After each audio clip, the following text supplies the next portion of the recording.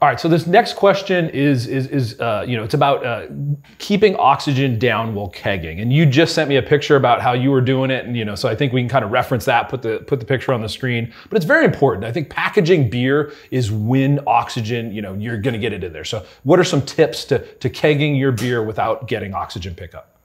I think the whole thing is encapsulated in one thing. If you can avoid problems, avoid them. I call it closed brewing. And any place I'm transferring, anything I'm doing, if I can avoid it being wide open and inviting everything that's in the air into my beer, the better. So when it comes to kegging, I think that's the easiest one.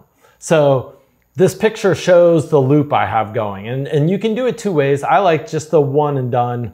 I take that keg, I fill it up with sanitizer after it's cleaned, of course, and then I purge the entire keg all the way from the very top of liquid, and I used Star San in this, and I just dispense it all out. I'm usually cleaning my beer lines, and I'm going into another bucket that I'll reuse that sanitizer into something else. But now that entire keg is flushed with CO2, not oxygen, but CO2.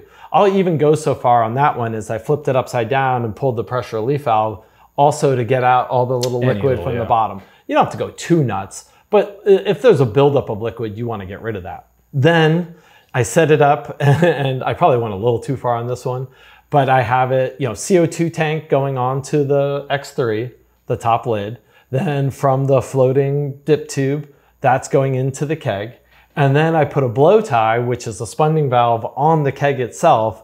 And so I was able to set its differential, just like my counter pressure bottle fill. I did basically a counter pressure keg fill and filled that keg that way. So again, we're avoiding that oxygen pickup. We're avoiding it being open. We're avoiding any microbes getting in there. So I will have hopefully the freshest, cleanest possible beer when we serve 2 days from now. Yeah, we'll see. Yeah, I love that approach. A lot of people pull the PRV and kind of turn it sideways, but putting that spunding valve on there, you're making sure there's nothing can make its way back in there. Another tendency people will tend to do is, you put your Star San in there, you'll dump it out and then go to purge it with CO2. But by using Chris's method, where we're pushing the CO2 or pushing the sanitizer out with CO2, we're actually pre-purging that whole vessel. And we talked about it earlier on bottling. If we did dump out the Star San and then try and put gas back in, CO2 is heavier than oxygen, but at some point those two are going to play together and you're still going to have some oxygen. You're going to pick up some. You're going to pick up some oxygen. Yeah. So yeah, I love that.